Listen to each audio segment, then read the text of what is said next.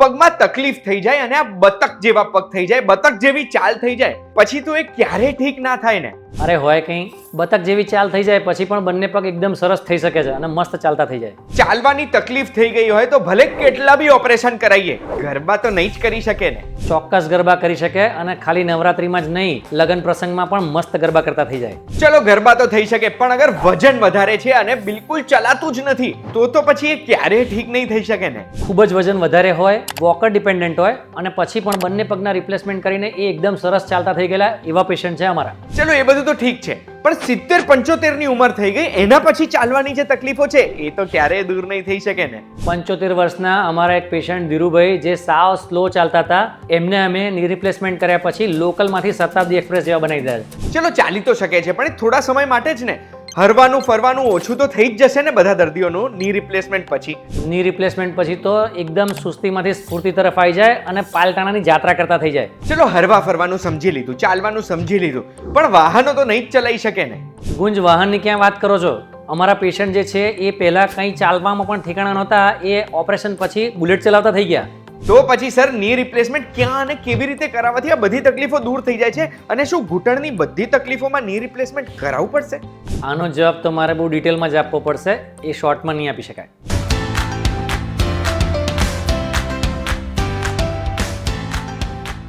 એક વાત તો આપનું સ્વાગત છે. મારું નામ છે ગુંજુ ઠક્કર. ક્યાંય પણ જવાનું હોય ને તો જેના પગમાં સૌથી વધુ તકલીફ હોય ને એને જવામાં સૌથી વધુ તકલીફ આપશે. આપણા ઘરમાં આવું એક વ્યક્તિ તો હશે જ, વડીલ કે પછી આજકાલ તો જવાન પણ, જેમને પગની તકલીફોના લીધે બહાર જવામાં બહુ જ તકલીફ થતી હોય છે. એમના માટેનો આ વિડીયો છે, જેમાં પગની તકલીફો દૂર કઈ રીતે કરવી અને કઈ રીતે ટોટલ ની રિપ્લેસમેન્ટ થાય છે, એની ટેકનિક્સ અને એના ફાયદા, આ બધું એક જ વિડીયોમાં તમને મળશે. ને આ વિડીયોમાં ઇન્ફોર્મેશન આપવા માટે આપણે બહુ જ સ્પેશિયલ જગ્યાએ આવ્યા છે. સૌથી પહેલા તો thank you so much doctor Jigar શાહને, થેન્ક યુ સો મચ અમને સમય આપવા માટે. સરનું તમને ઇન્ટ્રોડક્શન આપવા માંગુ છું. આજે આપણે આવ્યા છીએ અમદાવાદના પાલડીના શૌર્ય હોસ્પિટલમાં સરની પાસે, જ્યાંના સર ડિરેક્ટર છે. સર એક senior orthopaedic and joint replacement સર્જન છે અને અત્યાર સુધીના 22 વર્ષથી વધુ વર્ષના કરિયરમાં 4000 થી 5000 સર્જરી કરેલી છે સરે. એટલું જ નહીં, સર આહનાના એટલે Ahmedabad hospitals and nursing home એસોસિએશનના હાલના જોઈન્ટ સેક્રેટરી છે. પાસ્ટમાં સર અહેમદાબાદ ઓર્થોપેડિક એસોસિએશનના પ્રેસિડેન્ટ રહી ચૂકેલા છે અને સરે એડવાન્સ ટ્રેનિંગ મેળવવા માટે વર્લ્ડ ફેમસ સિંગાપોર જનરલ હોસ્પિટલમાંથી પણ ટ્રેનિંગ મેળવેલી છે. હવે સર પહેલો પ્રશ્ન મારે તમને એ જ પૂછવો છે કે આ ઘૂંટણની તકલીફો લોકોને કેમ થાય છે? ઘૂંટણની તકલીફ થવાનું મેઇન કારણ છે સેડેન્ટરી લાઈફસ્ટાઈલ. લોકોના જીવનમાં કસરતનો ખૂબ જ અભાવ છે. બધા બાકીનું બધું જ કામ કરે છે પણ કસરતનો અભાવ છે. કસરત માટે યોગા, સ્ટ્રેચિંગ, સ્ટ્રેન્થનિંગ અને સ્ટ્રેન્થ માટેની એક્સરસાઇઝ, કાર્ડિયો એક્સરસાઇઝ બધાએ કરવી જ જોઈએ. તો દેટ ઇઝ નંબર 1. અને સેકન્ડ વસ્તુ છે અનબેલેન્સ્ડ ફૂડ, એટલે ફૂડમાં જે લેવું જોઈએ ના લે, ના લેવું જોઈએ લે. કેલ્શિયમ અને પ્રોટીનનું પ્રમાણ જે મેન્ટેન કરવું જોઈએ, જેના માટે ઇમ્પોર્ટન્ટ પ્રકારના ફૂડ્સ જે લેવા જોઈએ એ ના લેતા હોય, એ that is the main reason. Got it sir. હવે કોઈ પણ વ્યક્તિના ઘૂંટણમાં તકલીફો થવાની શરૂ થાય કે તકલીફ થઈ ગઈ ત્યાર તો ખબર પડી ગઈ કે ચાલી નથી શકતા એટલે તકલીફ છે, પણ ઘૂંટણમાં પ્રોબ્લેમ શરૂ થઈ એના લક્ષણો કેવા દેખાશે? સૌથી પહેલા પેશન્ટને ત્યારે ખબર પડે કે જ્યારે પહેલા એને એવું લાગે કે મને આટલું ચાલવામાં 10 જ મિનિટ થતી, પણ હવે એટલું જ ચાલવા મને 15 થી 20 મિનિટ થાય છે. એટલે ફર્સ્ટ સિમ્ટમ હોય સ્પીડ ઘટવી. નેક્સ્ટ સિમ્ટમ હોય તમે થોડુંક લાંબુ ચાલો ને પછી તમને એમ લાગે કે યાર હવે પગમાં દુખે છે, મારે બેસી જવું પડશે. એના પછીનું સિમ્ટમ હોય કે તમારે સીડી ચડવી ઉતરવી હોય તો તમને 1 માળ 2 માળમાં વાંધો ના આવે, પણ પછી એનાથી વધારે માળ ચડવાના આવે ત્યારે તકલીફ પડે. ધીમે ધીમે એવું થવા માંડે કે તમને બેઠા હોય એમાંથી ઊભા થવામાં તકલીફ પડે, કાર, રિક્ષા એ બધામાં અંદર બહાર જવામાં તકલીફ પડે. એનાથી આગળ જ્યારે તકલીફ વધે ત્યારે તમને એમ લાગે કે સ્ટેર્સ ચડવા હોય ને તો તમારે સપોર્ટ લેવો પડે છે. એનાથી આગળ એવું લાગે કે તમે બંને પગથિયા પર પગ મૂકીને નથી ચાલી શકતા અને દરેક પગથિયે બંને પગ મૂકવા પડે છે. પછી ધીમે ધીમે પેશન્ટ એક બાજુ ડોલતું થાય, જેમ જેમ બંને પગમાં ઘસારો થાય એમ બંને બાજુ ડોલતા થઈ જાય અને ખૂબ જ તકલીફ ચાલુ થઈ જાય. દુખાવો એટલો બધો થઈ જાય કે પેશન્ટની એક્ટિવિટી લેવલ રિસ્ટ્રિક્ટ થઈ જાય. એટલે પગની તકલીફો ચાલુ થઈ છે એ ખબર કેવી રીતે પડશે? તમારું ચાલવાનું ધીમું થશે, એના માટે ચાલવું તો પડશે જ. ચાલવું તો પડશે. એટલે સર હવે મારે એ જ જાણવું છે કે શું આપણે જેમ વાહન છે, વાહનના પાર્ટ્સ જેમ જેમ ઘસાશે એમ જૂના થશે ને એમ બદલવા પડશે, એવું આપણે બી પાક્કું બધાને ઘૂંટણની તકલીફ થશે કે એવો કોઈ રસ્તો છે કે ઘૂંટણની તકલીફો આપણે અવોઇડ કરી શકીએ છીએ કમ્પ્લીટલી? જેમ તમે વાહનની વાત કરી, જો વાહનની રેગ્યુલર સર્વિસ કરવામાં આવે અને જો વાહનને સારી રીતે વાપરવામાં આવે તો વાહનમાં એન્જિન બદલવું ના પડે. સેમ વસ્તુ, ઢીંચણ એક પ્રકારનું જોઈન્ટ છે, એક પ્રકારનું મશીન જ છે. તમે એને સારી રીતે મેન્ટેન કરો. સારી રીતે મેન્ટેન કરવાનો મતલબ છે તમે રેગ્યુલર એક્સરસાઇઝ કરો, તમારી લાઈફસ્ટાઈલ એવી રાખો કે તમે સેડેન્ટરી, તમારું વેઇટ કંટ્રોલ રહે, તમારું વેઇટ એક લેવલથી વધે નહીં. જેમ વેઇટ વધે એમ ઢીંચણ પરનો લોડ વધે અને પછી એમાં ઘસારો વધે. તમે એક્સરસાઇઝ કરીને તમારા ઢીંચણની આજુબાજુના મસલ્સને સારી રીતે મેન્ટેન કર્યા હોય, મસલની સ્ટ્રેન્થ જો સારી રહે તો તમારો મસલ્સ જ બધો લોડ લેશે અને જોઈન્ટ પર લોડ નહીં આવે અને એ પ્રમાણે તમે તમારા જોઈન્ટને મેન્ટેન કરી શકશો. સેમ વસ્તુ તમે તમારા ફૂડ હેબિટ્સની રીતે મેન્ટેન કરો કે તમે એમાં કેલ્શિયમ, પ્રોટીન એ બધું મેન્ટેન કરો. વિટામિન D3 માટે તમે રેગ્યુલર સૂર્યપ્રકાશનો થોડોક એક્સપોઝર લો. આ બધું જો તમે ધ્યાન રાખો તો તમારા ઢીંચણ પણ તમારા વ્હીકલની જેમ સરસ ચાલે. એટલે જો તમે આ બધું રેગ્યુલર નહીં કરો તો જેમ વાહનને ચેન્જ કરવું પડે છે ને એમ ઢીંચણને પણ ચેન્જ કરવું પડશે અને રિપ્લેસમેન્ટ કરાવવું પડશે. એટલા માટે જ હું મારા પેશન્ટ્સને કહેતો હોઉં છું કે જો તું 40 પછી 40 મિનિટ ચાલીસ નહીં તો તું ક્યાંય ચાલીસ નહીં. બહુ યાદ રાખવા જેવી વાત છે. બહુ 40 પછી 40 મિનિટ 40 નહીં તો ક્યાંય 40 નહીં. આ કોટ આપણે સેવ કરી દઈશું, તમે પણ સેવ કરી દેજો. હવે સર, ઘૂંટણનો જે ઘસારો છે, આર્થરાઇટિસ કહેવાય ને એને, એ તમે મને એક્સપ્લેન કરી શકો આ ઘસારો શું છે? ચોક્કસ. એના માટે હું તમને આ એક મોડલ પર સમજાવું. આ આપણો નોર્મલ ઢીંચણ છે, આ આપણું જંગનું એટલે કે થાઈ બોન છે, આ લેગ બોન છે.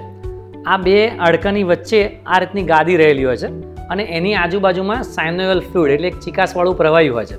એ સાયનોવિયલ ફ્લુઇડ જે છે એ મેનિસ્કસ એટલે કે ગાદીને ચિકાસવાળી રાખે છે અને ગાદીનું કામ એ છે કે એ અહીંયાથી જે શોક એબ્ઝોર્પ્શનનું કામ કરે છે. એટલે જેમ જમ્પરનું કામ વ્હીકલમાં કરે એ જ રીતે આ ગાદી શોક લાગતો અટકાવે છે. જેમ જેમ over a period of time lubricant fluid ઘટે એમ આ ગાદી કોરી પડે છે. કોરી પડે એટલે બે હાડકા વચ્ચે ઘસાય છે. શરૂઆતમાં તમે એક્સરે લો તો આ બે હાડકા દેખાય, વચ્ચે ગાદી હોય ત્યાં જગ્યા દેખાય. Over a period of time જેમ ગાદી ઘસાય એમ જે 10 mm ની હોય તો પાતળી થઈ જાય, 2 mm થઈ જાય, એટલે બે હાડકા નજીક આવી જાય. એટલે એક મિસકોટ એવો પણ છે કે ઘણા બધા લોકો એવું કહેતા હોય કે ઢીંચણમાં જગ્યા થઈ ગઈ. ઇટ્સ એકચ્યુઅલી જગ્યા ઓછી થઈ જાય અને બે હાડકા એકબીજાની નજીક આવી જાય ત્યારે પછી આ હાડકું ઘસાવાનું ચાલુ થાય. એટલે સર, આ ઘસારો ને આર્થરાઇટિસ તો હું સમજી ગયો, પણ મેં બે ટાઈપના આર્થરાઇટિસ વિશે સાંભળ્યું છે. એક ઓસ્ટિયો આર્થરાઇટિસ અને એક રૂમેટોઇડ આર્થરાઇટિસ. આ બંનેમાં ફરક શું હોય? આર્થરાઇટિસ ઘણા બધા પ્રકારના હોય છે. એમાં મેઇનલી જે બહુ કોમન છે એ 2 થી 3 પ્રકારના છે. ઓસ્ટિયો આર્થરાઇટિસ એટલે એજ રિલેટેડ આર્થરાઇટિસ, ઉંમરની સાથે થતો વા. રૂમેટોઇડ આર્થરાઇટિસ છે એટલે સંધિવા, ફરતો વા, એટલે કોઈ વખતે આ સાંધો દુખે, કોઈ વખતે આ સાંધો દુખે, કોઈ વખતે શોલ્ડર દુખે, દેટ ઇઝ રૂમેટોઇડ આર્થરાઇટિસ. અને બીજો કોમન જે વા છે એ ગાઉટ છે એટલે કે ગાંઠિયો વા. રૂમેટોઇડ આર્થરાઇટિસ જે છે એ જીનેટિકલી ટ્રાન્સમિટ થાય છે.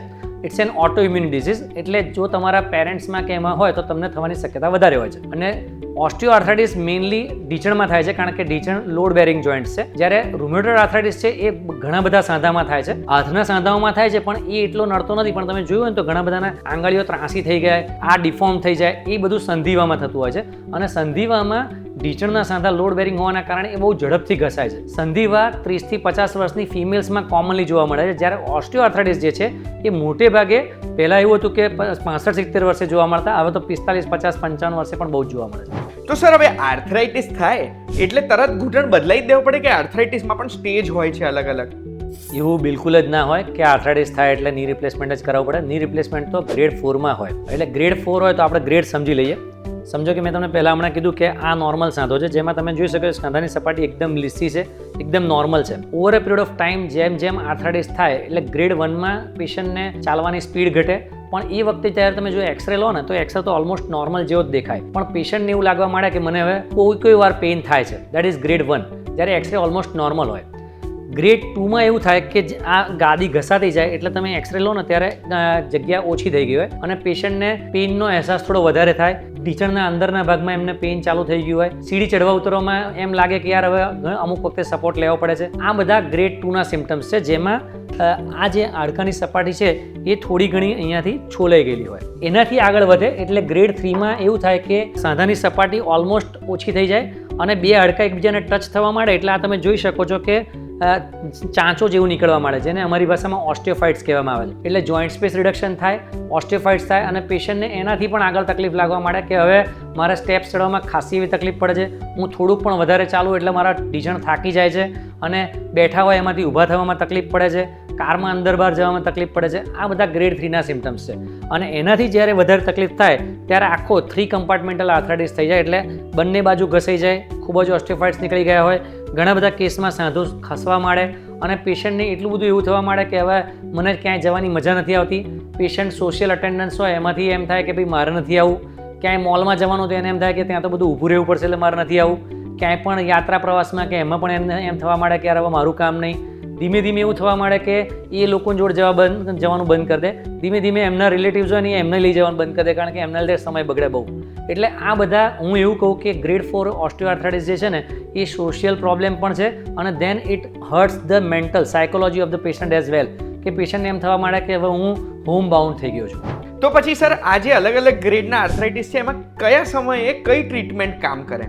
This is also very important, કારણ કે જ્યારે ગ્રેડ 1 હોય, રાધર ગ્રેડ 1 અને 2ની treatment remains almost same. Grade 1-2માં પેશન્ટને મેઇન ઇમ્પોર્ટન્ટ રહે છે લાઇફસ્ટાઇલ મોડિફિકેશન, એટલે એણે રેગ્યુલર એક્સરસાઇઝ કરવાની છે, અને રેગ્યુલર એક્સરસાઇઝમાં ખાસ કરીને લોઅર લિમ્બના મસલ સ્ટ્રેન્થનિંગ એક્સરસાઇઝ કરવાની છે, રેગ્યુલર ચાલવાનું છે, રેગ્યુલર થોડી સ્ટેર પેટર્ન માટેની એક્સરસાઇઝ કરવાની છે, ડાયટમાં ઇમ્પ્રુવમેન્ટ કરવાનું છે, ગરમ પાણીનો શેક કરવાનો છે, સ્પેશિયલ પ્રકારની ની કેપ્સ આવતી હોય છે. ઘણા બધા લોકોને ની કેપ કહીએ એટલે એ લોકો પેલું જે સ્પોર્ટ્સ પર્સન પહેરતા હોય ને ખાલી મોજા સ્ટાઇલનું એવું જ સમજતા હોય છે, પણ એકચ્યુઅલમાં મેડિકલ ની કેપ ઇઝ ડિફરન્ટ. એમાં બંને બાજુ પ્લાસ્ટિકની પટ્ટી જે આવે, હિંજ કહેવાય એને, હિંજ ની કેપ પહેરવી જોઈએ, જેના કારણે શું થાય કે ઢીંચણ પર જે આવતો લોડ હોય એ શેર થઈ જાય, અને તમને ઢીંચણ પર લોડ ઓછો આવે એટલા માટે તમારો ઢીંચણ ઘસાતો અટકે.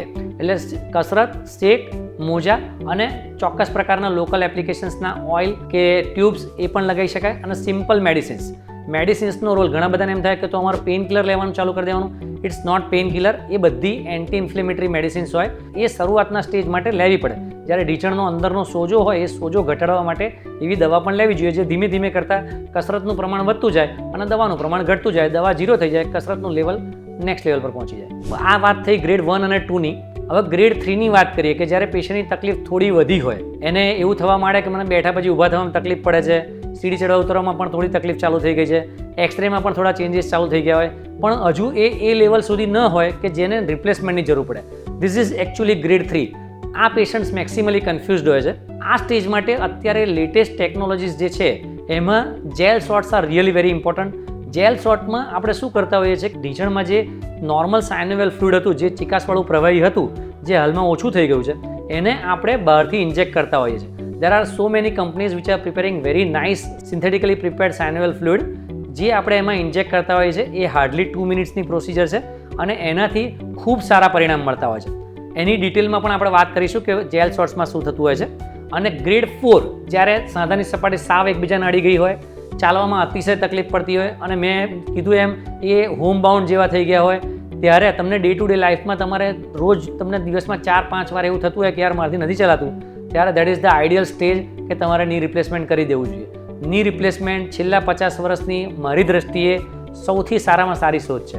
હવે સર ની રિપ્લેસમેન્ટ વિશે તો વાત કરીએ, પણ એની પહેલા મારે જાણવું છે કે તમે જે આ જેલ શોટ કીધા એ કામ કઈ રીતે કરે, અને એની લાઈફ કેટલી હોય, કેટલા સમય સુધી એ રહે ને પછી ફરી રિચાર્જ કરવું પડે? ચોક્કસ. જેલ શોટ્સ પર્ટિક્યુલરલી આપણે ગ્રેડ 2 અને અર્લી ગ્રેડ 3 વાળાને આપતા હોઈએ છીએ. જેલ શોટ્સ મેં કીધું એમ એ સિન્થેટિકલી પ્રિપેર્ડ સાઇનોવેલ ફ્લુઇડ છે, એટલે ઇટ્સ લાઇક અ લુબ્રિકન્ટ. જેમ જેલી ઇન્જેક્ટ કરતા હોઈએ એના જેવું છે. એનાથી સાંધાની ચિકાસ ઇમ્પ્રૂવ થાય, લુબ્રિકેશન થાય, સાંધાની મૂવમેન્ટ સ્મૂધ થાય, અને ગાદી પણ વધારે સારી રીતે કામ કરે, એટલે કાર્ટિલેજ ઉપર આવતો શોક એબ્ઝોર્બ થાય. એટલે આજે કાર્ટિલેજ આપણે જેમ બતાવ્યું કે આવી રીતે એ ઉખડી જતી હોય એ ઓછું થઈ જાય, અને પેશન્ટને ની રિપ્લેસમેન્ટની જરૂરિયાત દૂર કરી શકાય. એવું નથી કે એ કરાવો એટલે ની રિપ્લેસમેન્ટ કરવું જ ના પડે, પણ સમજો કે એ ન કર્યું હોત તો વર્ષમાં કે 2 વર્ષમાં ની રિપ્લેસમેન્ટની જરૂર પડત, તો એ જ વસ્તુ ઇન્જેક્શન લીધા પછી એને 5 વર્ષ કે 10 વર્ષ સુધી પણ આગળ લઈ જઈ શકાય. અને જો તમે સારી રીતે એની સાથે સાથે એક્સરસાઇઝ ને બધું સારું કરો તો કદાચ તમને ના જરૂર પડે એવું પણ થાય. અમારા ઘણા બધા પેશન્ટ્સ છે જેને 10-10, 12-12 વર્ષ થઈ ગયા તો પણ એ they are behaving very well, અને હજુ પણ એમના ઢીંચણ સારા જ છે. લુબ્રિકન્ટ કામ કેવી રીતે કરે છે? સામાન્ય રીતે સાદી ભાષામાં જોઈએ તો જ્યારે તમારા વાળ ધોળા થવાના ચાલુ થાય ને, તો તમે જો 2-4 વાળ સફેદ થયા હોય ત્યારથી પણ જો તેલ નાખવાનું ચાલુ કરી દો તો તમારા બાકીના કાળા વાળ છે એ કાળા રહેશે. પણ જો તમારા એક લેવલથી વધારે વાળ સફેદ થઈ ગયા પછી હું પેશન્ટને એવું કહેતો હોઉં કે પછી એને તેલના ડબ્બામાં ઊંધો વાળીએ ને તો પણ એ વાળ કાળા ના થાય. એટલે એક લેવલથી વધારે જ્યારે આર્થરાઇટિસ થઈ જાય ત્યારે પછી રિપ્લેસમેન્ટ જ એનો સચોટ આન્સર હોય છે. એટલે એ ગ્રેડ 4 સુધી પહોંચે એ પહેલાં જ આ બધું કરવું જોઈએ. બીજું એ સેમ ઉદાહરણ જોઈએ તો વ્હીકલમાં જેમ જો રેગ્યુલર સર્વિસ કરીને ઓઇલિંગ કરાવો તો સ્કૂટર ગાડી સરસ ચાલે, એમાંથી અવાજ ના આવે. સેમ વસ્તુ ઢીંચણમાંથી પણ કટકટ અવાજ આવવાનો ચાલુ થઈ જાય. જો તમે વ્હીકલની સર્વિસ ટાઈમલી કરાવડાવો તો એન્જિન ના બદલવું પડે. સેમ તમે ઢીંચણની સર્વિસ જેલ શોટ્સથી ટાઈમલી કરાવી લો તો તમારે નીનું એન્જિન બદલવું ના પડે, ની રિપ્લેસમેન્ટ ના કરવું પડે. So this is the way. હવે સર આ જેલ શોટ એક જ વખત લેવાય કે પછી રેગ્યુલર આપણે કરી શકીએ કે more than one? There are so many companies. Company દ્વારા એવું કહેવામાં આવે કે ભાઈ તમે એક વર્ષે રિપીટ કરી શકો, પણ એકચ્યુઅલમાં અમે પેશન્ટને એવું કહીએ કે તમે આજે જેલ શોટ લીધો પછી તમે બાકીનું તમામ વસ્તુઓ જે તમારે કરવાની છે, exercise, weight control, lifestyle modification, આ બધું તો તમારે કરવાનું જ છે. જેલ શોટ આ કશાનો ઓલ્ટરનેટિવ નથી. આટલું કર્યા પછી પેશન્ટને સમજો કે 2 વર્ષ સુધી તકલીફ, જેને તકલીફ થતી નથી એ ફરીથી આવતા પણ નથી હોતા, ટુ બી વેરી ફ્રેન્ક. એટલે સમજો કે 2 વર્ષે એ ફરીથી મને બતાવે કે સાહેબ હવે ચાલુ થયું છે પાછું દુખાવો, તો અમે ફરીથી આ બધું જ ઇવેલ્યુએટ કરીએ કે એને બેસવા ઉઠવામાં તકલીફ કેટલી છે, સીડી ચડવા ઉતરવામાં તકલીફ કેટલી છે, ડે ટુ ડે લાઈફમાં એમને તકલીફ કેટલી પડે છે, એમના એક્સરેમાં ચેન્જીસ કેવા છે. જો હજુ પણ એ ગ્રેડ 2-3માં જ ફિટ થતા હોય તો અમે એમને રિપીટ ઇન્જેક્શન આપી શકીએ. અમારી પાસે એવા પેશન્ટ્સ છે કે જેમને 4-5 વર્ષ થયા અને એમને ફરી ઇવેલ્યુએટ કર્યા તો દે વર સ્ટીલ ઇન ગ્રેડ 2-3, તો અમે એમને ફરી ઇન્જેક્શન આપ્યા છે. હા, જે પેશન્ટને એણે ધ્યાન ના રાખ્યું અને આર્થરાઇટિસ ખૂબ આગળ વધી ગયો, ગ્રેડ 4માં જતો રહ્યો, તો એ પેશન્ટને પછી રિપ્લેસમેન્ટ કરવું પડે એવું બની શકે. તો પછી સર જેલ ઇન્જેક્શન અગર આપણે ગ્રેડ નથી પહોંચ્યા કોઈ બી અને તો બી આ જેલ ઇન્જેક્શન લઈએ છીએ તો એનાથી આપણા જોઈન્ટ્સને આપણે લુબ્રિકેટેડ રાખીને લાંબા સમય સુધી નોર્મલ રાખી શકીએ એવું થાય? ચોક્કસથી. જે પેશન્ટને even if it's an athlete, તો જો એને ગ્રેડ 2 કે ગ્રેડ 3 જેટલો આર્થરાઇટિસ ચાલુ થયો હોય તો એ પણ લઈ શકે. આઈ નો અ ફૂટબોલર જેમણે જેલ શોટ્સ 2 કે 3 વાર લીધેલા છે અને એ એના પછી એટલા જોરદાર હતા કે મેં એમને કોન્ફરન્સ હોલમાં કિક મારતા જોયા છે કે કોઈ પણ માણસ ઊભો થયેલો હોય ને તો એ ત્યાંથી સ્ટેજ પરથી કિક મારીને બોલ ડાયરેક્ટલી ત્યાં પહોંચાડે. એટલે જેને ગ્રેડ 2 કે ગ્રેડ 3માં, અર્લી ગ્રેડ 3માં આર્થરાઇટિસ છે એ કોઈ પણ લઈ શકે, પછી ભલે એ એથ્લીટ હોય. સમજી ગયો. હવે જેલ શોટ વિશે તો સમજી ગયો. હવે જોઈન્ટ રિપ્લેસમેન્ટ વિશે વાત કરીએ. એમ તો સર ખ્યાલ છે જોઈન્ટ રિપ્લેસમેન્ટમાં શું થાય, પણ તમે મને ટૂંકમાં સમજાવી શકો કે આ જોઈન્ટ રિપ્લેસમેન્ટ સર્જરી કામ કઈ રીતે કરે છે? ચોક્કસ. એના માટે આ જ્યારે સાંધો સાવ ઘસાઈ ગયો હોય, ઉપરની કાર્ટિલેજ સાવ નીકળી ગઈ હોય, આજુબાજુમાં ઓસ્ટિયોફાઇટ્સ થઈ ગયા હોય, ગાદી ઓલમોસ્ટ ઘસાઈ ગઈ હોય અને બિલકુલ રહી જ ના હોય, ત્યારે અમે શું કરીએ, દેર આર સ્પેશિયલ જીગ્સ. અત્યારે કંપનીઓને જે એડવાન્સમેન્ટ છે દેટ ઇઝ ટ્રીમેન્ડસલી ગ્રેટ. એટલે અમે આ જે જોઈન્ટ છે એને એકદમ પરફેક્ટ શેપમાં, જે આડી ખરબચડી સપાટી થઈ ગઈ હોય એને પરફેક્ટ જીગ ઇન્સ્ટ્રુમેન્ટેશનથી આ રીતે શેપ આપી દઈએ અને આ ઉપરના સાંધાને, પછી આ નીચેના સાંધાને અને પછી એની ઉપર સિમેન્ટથી આ રીતે નવો જોઈન્ટ લાગી જાય અને એની વચ્ચે આ ગાદીની જગ્યાએ આ હાઈલી ક્રોસલિંક પોલી આવી જાય અને this is the new joint. અને આ જોઈન્ટ પછી એટલો સરસ કામ કરતો હોય છે કે અત્યારે 20-20, 25-25 વર્ષ પણ આ જોઈન્ટ ખૂબ જ સરસ કામ આપે છે. તો સર હવે ની રિપ્લેસમેન્ટમાં એક જ ટાઈપની સર્જરી હોય કે બહુ જ બધી અલગ અલગ ટાઈપની હોય? ચોક્કસ. અગેન એના માટે પણ તમને સમજાવું કે ની રિપ્લેસમેન્ટ મેઇનલી 2 ટાઈપના હોય. ઘણા બધા પેશન્ટ્સને જ્યારે પાર્શિયલ જ ની ઘસાયો હોય, સમજો કે જેને એક જ બાજુનો, મોટાભાગના પેશન્ટને અંદરની બાજુથી ઢીંચણનો ઘસારો થાય, એટલે જેને ફક્ત એન્ટ્રોમીડિયલ આર્થરાઇટિસ હોય, આજકાલ બહુ જ બધા એવા પેશન્ટ જોવા મળે છે, કારણ કે હવે 40-45 વર્ષના પણ અમે અનેક પેશન્ટ જોઈએ છે. હવે જો પેશન્ટને એટલો જ સાંધો ઘસાયો હોય તો એવા પેશન્ટને પાર્શિયલ ની રિપ્લેસમેન્ટ એટલે કે યુનિકોન્ડાલર ની રિપ્લેસમેન્ટ કરી શકાય છે, જેનું બીજું નામ છે માઇક્રોપ્લાસ્ટી. જે પેશન્ટને ટ્રાય કમ્પાર્ટમેન્ટલ આર્થરાઇટિસ થઈ ગયો હોય, એટલે કે ઢીંચણના 3 કમ્પાર્ટમેન્ટમાં ઘસારો થઈ ગયો હોય, ઢાંકણી પણ ઘસાઈ ગઈ હોય અને બંને બાજુ બધો ઘસારો થઈ ગયો હોય, તો એવા પેશન્ટને આ રીતે ટોટલની રિપ્લેસમેન્ટ કરવામાં આવે. એટલે મેઇનલી 2 ટાઈપના હોય, એક પાર્શિયલની રિપ્લેસમેન્ટ અને બીજું ટોટલની રિપ્લેસમેન્ટ. પણ સર આ ની રિપ્લેસમેન્ટમાં આપણે અલગ અલગ હોસ્પિટલ્સમાં અલગ અલગ ડોક્ટર્સ અલગ અલગ ટાઈપની સર્જરીની વાત કરતા હોય છે, તો એ અલગ અલગ સર્જરી હોય કઈ પ્રકારની અને નક્કી કઈ રીતે કરવું કે આપણને કઈ જરૂરત છે? Very nice question. સી, એમાં એવું છે કે દરેક હોસ્પિટલની, દરેક સર્જનની એક થોડો ઘણો ફેરફાર હોય છે. આમ જોઈએ તો internationally basic protocol remains same. ઢીંચણ બધાનો સેમ જ હોય, ઓલમોસ્ટ સેમ જ હોય. એમાં જે કામ કરવાનું છે એ પણ સેમ જ હોય. યસ, દરેક સર્જનની જેવી રીતની ટ્રેનિંગ થઈ હોય એ પ્રમાણે એમણે બેઝિક પદ્ધતિમાં થોડા ઘણા ફેરફાર કર્યા હોય અને એ જે ફેરફાર કર્યા હોય એમણે એનું એક સ્પેસિફિક નામ રાખ્યું હોય. જેમ અમારી ટેકનિક પણ એકદમ સ્ટાન્ડર્ડ જ છે, there is nothing that great, પણ અમે અમારી ટેકનિકને એવું નામ આપ્યું છે કે ભાઈ ઇટ્સ અ CLS ટેકનિક, એટલે ક્રોસ લેગ સિટિંગ કે કમ્ફર્ટેબલ લો સિટિંગ ટેકનિક. મારી ટ્રેનિંગ સિંગાપોરમાં થઈ હતી. સિંગાપોર સાઈડમાં જે લોકો પ્રેયર ને બધું કરે ને ત્યારે વજ્રાસનમાં બેસે, એટલે એ પેશન્ટ્સને ઓપરેશન પછી પણ બહુ એવું હોય કે ભાઈ હું આવી રીતે બેસી શકું તો સારું. સેમ વસ્તુ આપણા ત્યાં પણ બધાને એવું બહુ હોય કે હું ઓપરેશન પછી પલાઠી વાળીને બેસી શકું ને તો સારું.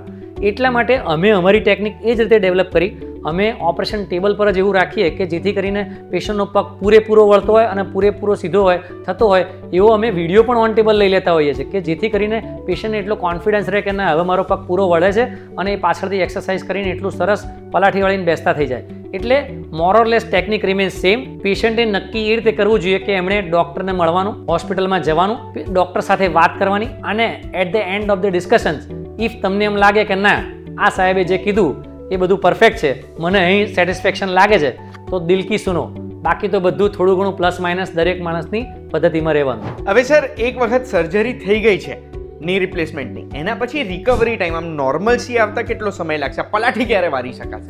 ડેફિનેટલી આ ની રિપ્લેસમેન્ટ સમજો કે એક પેશન્ટનું સોમવારે ની રિપ્લેસમેન્ટ થાય તો બીજા દિવસે એ પેશન્ટનું ડ્રેસિંગ થાય, એમાં જે ડ્રેન ટ્યુબ મૂકેલી હોય એ નીકળી જાય. બીજા દિવસથી જ પેશન્ટને વોકર વડે અમે ચલાવતા હોઈએ. ત્રીજા કે ચોથા દિવસે પેશન્ટને ડિસ્ચાર્જ કરતા હોઈએ ત્યારે બીજું એક ડ્રેસિંગ થઈ જાય અને પેશન્ટને અમે સીડી પણ ચડાવી ઉતરીને ઘરે મોકલતા હોઈએ. 15 થી 17 દિવસે પેશન્ટના સ્ટીચ નીકળે. શરૂઆતમાં અમે એવો આગ્રહ રાખતા હોઈએ કે બને ત્યાં સુધી વોકરથી ચાલો. ઘણા બધા પેશન્ટ્સ 5મા 7મા દિવસથી જ સ્ટીક પર ને અમુક પેશન્ટ તો છૂટા ચાલતા આવી જતા હોય છે સ્ટીચ કઢાવવા આવે ત્યારે. પણ અમારી દ્રષ્ટિએ 15 દિવસ સુધી વોકર યુઝ કરવું જોઈએ. That's good. કારણ કે જે સર્જિકલ ઇન્ટરવેન્શન થયું હોય એને હીલ થવાનો થોડોક ટાઈમ આપવો જોઈએ. મોટાભાગના પેશન્ટ 30 દિવસની અંદર એકદમ સરસ રીતે ચાલતા થઈ જાય છે. પેશન્ટ જ્યારે હોસ્પિટલમાં ડિસ્ચાર્જ થાય એ પહેલાં જ એમનું પોતાનું કામ જાતે કરી શકે છે, વોશરૂમ જતા આવતા થઈ જાય છે, એટલે એમને કોઈ ડિપેન્ડન્સી રહેતી નથી. લેસ ધેન 1 મંથમાં ઘણા બધા પેશન્ટ્સ બેક ટુ જોબ થઈ જતા હોય છે. કાર ડ્રાઈવ, વ્હીકલ ડ્રાઈવ આરામથી કરી શકતા હોય છે. 4 વ્હીલર તો બહુ જ આરામથી ચલાવી શકાય. 2 વ્હીલર માટે અમે એવું કહીએ કે વન્સ યુ ફીલ કે ના હવે તમને બેલેન્સિંગ ને બધું એકદમ સરસ છે, then you should start driving. પલાઠી વાળીને બેસવાની જે વાત છે એના માટે અમે એવું માનીએ છીએ કે તમે તમારી જાતે નક્કી કરો. શરૂઆતમાં પહેલા 1 મહિના માટે પલંગની ઉપર બેસીને પલાઠી વાળો. એકવાર તમને એ એકદમ કમ્ફર્ટેબલ થાય પછી 2 થી 3 મહિના પછી જ નીચે બેસવાની શરૂઆત કરવી જોઈએ. એ પહેલાં કોઈ જર્ક ના આવી જાય એ બહુ જરૂરી હોય છે. એટલે પલાઠી વાળીને બેસવાનો ટાઈમ પલંગની ઉપર તો મહિનામાં પણ થઈ જાય, પણ નીચે પલાઠી વાળીને બેસવાની જે વાત છે એના માટે 2 થી 3 મહિના રાહ જોવી જોઈએ. 100 માંથી 95 પેશન્ટ પલાઠી વાળીને બેસતા થઈ જતા હોય. હવે સર, ઘણી બધી માન્યતાઓ છે, એ સાચી માન્યતાઓ છે કે ગેરમાન્યતાઓ, એ તમારે મને કહેવાનું છે. સૌથી પહેલું, વજન વધારે હશે તો સર્જરી અનસક્સેસફુલ થવાના ચાન્સીસ વધારે હશે? Not at all. વજન વધારે હોય એ પેશન્ટમાં અમારે ચોક્કસ ધ્યાન વધારે રાખવું પડે, કારણ કે એ પેશન્ટનું there are some special stamps. એના માટેનું જે અમે કેલ્ક્યુલેટ કરીએ એ BMIથી થાય, બોડી માસ ઇન્ડેક્સથી થાય. એટલે જે પેશન્ટની BMI 40 કરતાં વધારે હોય એટલે એનું વજન અને હાઇટ એના પરથી આ BMI નક્કી થાય. જે પેશન્ટનો BMI 40 કરતાં વધારે હોય એમાં અમારે એને એક્સ્ટ્રા સ્ટેમ આપવો પડે જેથી કરીને પેશન્ટનું જે લોડ ટ્રાન્સફર છે એ વધારે સારી રીતે થાય અને એને તકલીફ ન થાય. ઓબેસિટી હોય એ પેશન્ટને એક્સરસાઇઝ કરતી વખતે પણ થોડુંક ધ્યાન રાખવું પડે. ઓબેસિટીવાળા પેશન્ટને બીજા કોમ્પ્લિકેશન્સ ના થાય એના માટેનું પણ સ્પેશિયલ ધ્યાન રાખવું પડે. પણ ઓબેસિટી છે એટલા માટે તો એને સૌથી વધારે તકલીફ છે, એટલે એ પેશન્ટ્સ તો ઉપરથી વધારે ઇન્ડિકેટેડ છે એમને ની રિપ્લેસમેન્ટ કરવાનું.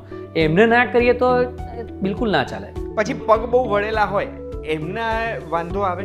પગ બહુ વળેલા હોય એ લોકોને તો બિચારાને એટલી બધી તકલીફ હોય છે. એક તો દુખાવો તો હોય જ, બીજો માનસિક દુખાવો થઈ જાય. ક્યાંય પણ જાય ને બહાર એટલે કેટલાય લોકો બિચારાને પૂછપૂછ કરે કે યાર તમારા તો પગ બહુ વાંકા થઈ ગયા, બહુ વાંકા થઈ ગયા. એવા પેશન્ટને ની રિપ્લેસમેન્ટ પછી એ લોકો એટલા સરસ ચાલતા થઈ જતા હોય છે કે ભૂલી જતા હોય કે એક જમાનામાં એમના પગ આટલા વાંકા હતા. કરી જ શકાય અને એક્સેલન્ટ રિઝલ્ટ મળે. 80-85 વર્ષની ઉંમર થઈ જાય એના પછી ની રિપ્લેસમેન્ટ ના કરાવાય? હા, પણ એક બહુ સરસ પ્રશ્ન છે. ઘણી બધી વખતે કેવું થાય કે 65-70 થાય ને એટલે પેશન્ટને એમ થાય કે યાર હવે 65 વર્ષ થયા, હવે ક્યાં બહુ જીવવું છે. એ જ પેશન્ટને ઘસારો વધતો જાય, 68-70 થાય, હવે કે સારું 70 થયા, હજુ જીવે તો છે જ એટલે પણ તકલીફો વધી ગઈ. પછી ફરી પાછું એવું થાય કે હવે 70 થયા. આમ કરતાં 10-15 વર્ષ સુધી ખેંચ્યા હોય ને પછી અમારી પાસે 75-80 વર્ષ થાય ને ત્યારે આવે કે હવે તમારે જે કરવું એ કરો. પણ એટલા માટે જ અમે કહીએ કે એના કરતાં જ્યારે એક લેવલથી વધારે તકલીફ થઈ ગઈ છે એ જ વખતે જો કરાવી લો ને તો તમારું બાકીનું જે જીવન છે એ એકદમ જોરદાર થાય. સુસ્તીમાંથી તમે સ્ફૂર્તિ તરફ આવી જાઓ, જોઈન્ટ બદલાઈ જાય, જિંદગી બદલવાની જરૂર નથી. અમારું જે મેક્સિમમ ઉંમરવાળું પેશન્ટ છે એ મેલ પેશન્ટ 88 વર્ષનું છે અને બેન જે છે એ 85 વર્ષના છે અને એ બંને આજની તારીખમાં એકદમ સરસ રીતે ચાલે. પછી બહુ હરવા ફરવાનું ઓછું થઈ જાય, બધાને ટ્રાવેલ કરવું ડિફિકલ્ટ હોય? એવું પણ બિલકુલ નથી હોતું. ઓન ધ કોન્ટ્રારી અમારી પાસે ઘણા બધા લોકો જ્યારે તકલીફ હોય ને ત્યારે એવું ઇન્ટરનેશનલ ટ્રીપ મારવાની હોય ને તો એવું લખાવવા માટે આવે કે સાહેબ તમે વ્હીલચેર માટેની રિક્વેસ્ટ લખી આપો ને, કારણ કે એરપોર્ટ પર ઘણું બધું ચાલવાનું થાય એટલે એમને એવું થાય. એ જ પેશન્ટને જ્યારે ની રિપ્લેસમેન્ટ થઈ જાય ત્યારે અમારા ઘણા બધા પેશન્ટ્સ એવા છે કે જે ઇન્ટરનેશનલ ટ્રીપમાં જાય ત્યારે રોજના 10,000 સ્ટેપ્સ ચાલે છે. Daily I walk around 10,000 steps. 5 kilometre 7 kilometre ચાલવાનું હોય તો એમને કોઈ જ તકલીફ પડતી નથી. એટલે જ્યારે તકલીફ હોય ત્યારે ચોક્કસ કરાવી લેવું, તમારી બાકીની જિંદગી એકદમ જોરદાર થઈ જશે. પછી ઓપરેશન પછી ગરબાનું, નાચવાનું, હરવા ફરવાનું બધા પેશન્ટ ના કરી શકે? પેશન્ટ ગરબા કરી શકે, ડાન્સ કરી શકે, પણ લાઇટ કરી શકે. તમે એકદમ જર્ક આવે એવી રીતે ન કરી શકો, પણ તમે you can enjoy your life like anything. Navratri તમારા જીવનમાંથી જે જતી રહી હોય ને એ પાછી આવી જાય. તમને કોઈપણના લગ્નમાં મળવાનો જે શોખ હોય, ડાન્સ કરવાનો શોખ હોય, એ તમે ફરીથી કરી શકો. લાઇટ સ્પોર્ટ્સ પણ તમે રમી શકો. એટલે સર હવે આ ની રિપ્લેસમેન્ટને લઈને મને જેટલા પ્રશ્નો થતા હતા મેં પૂછી લીધા, પણ હવે સૌથી ઇમ્પોર્ટન્ટ પ્રશ્ન મારે તમને પૂછવો છે કે તમે જે કીધું હતું કે આપણે ઘૂંટણને સાજું રાખવું હોય તો પ્રોપર ડાયટ લેવું જોઈએ, તો એ પ્રોપર ડાયટને લઈને આપણે કઈ રીતે આપણે ઓસ્ટિયોઆર્થરાઇટિસથી બચી શકીએ અને આપણા કેલ્શિયમ રીચ રાખી શકીએ, હાડકાને મજબૂત રાખી શકીએ? સી, આ જોઈન્ટની વાત છે એટલે આપણે આને આમ ડાયટિંગ જેવું નથી રાખતા, પણ તમારા ડાયટમાં અમુક પ્રકારના ફૂડનું પ્રમાણ સારું એવું હોવું જોઈએ. It should be a balance diet. Calcium rich diet લેવું જોઈએ. કેલ્શિયમ રીચ ડાયટ એટલે milk products, paneer, even some amount of cheese, dry fruits, green leafy vegetables. આની સાથે પ્રોટીનનું પ્રમાણ પણ સારું એવું મેન્ટેન કરવું જોઈએ, જેના માટે તમે કઠોળ, સોયાબીન્સ એ બધું લઈ શકો. એની સાથે બીજું એક ઇમ્પોર્ટન્ટ વસ્તુ છે વિટામિન D3. વિટામિન D3 એ બોડીમાં બનતું નથી, એના માટે તમારે બહાર સૂર્યપ્રકાશનો એક્સપોઝર લેવો પડે.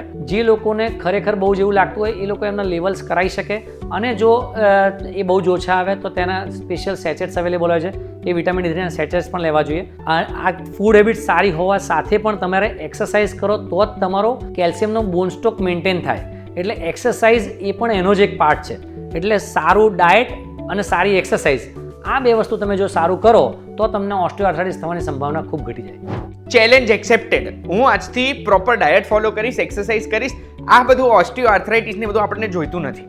Thank you so much sir, તમે આજે જે પ્રશ્નોના જવાબ આપ્યા ને ઇન ડેપ્થ સમજાવ્યું. એટલે હું તમને સાચું કહું, આટલું ડીપમાં આ નીની તકલીફોમાં હું ક્યારે ઉતર્યો જ નહોતો. એટલે જીગર સરે આપણને સમય આપ્યો છે. આપણે આવ્યા છીએ અમદાવાદના પાલડીમાં શૌર્ય હોસ્પિટલમાં, અને આ સમય આપ્યો એના બદલ મને ખબર છે તમારા વતી પણ હું આભારી છું. Thank you so much sir. આ વિડીયોની માહિતી તમને ગમી હોય તો બસ આવી જ વિડીયોઝ જોતા રહેજો. કોઈ પણ પ્રશ્ન છે તો કમેન્ટમાં પૂછજો, કે પછી સ્ક્રીન ઉપર દેખાય છે નંબર ઉપર કોલ કરીને શૌર્ય હોસ્પિટલમાં ડિરેક્ટલી સરને પણ પૂછી શકો છો. આવી વિડીયોઝ માટે VTV ગુજરાતીનું એપ ડાઉનલોડ કરી દેજો. આપણે ફરી મળીશું. ધન્યવાદ. Thank you so much sir.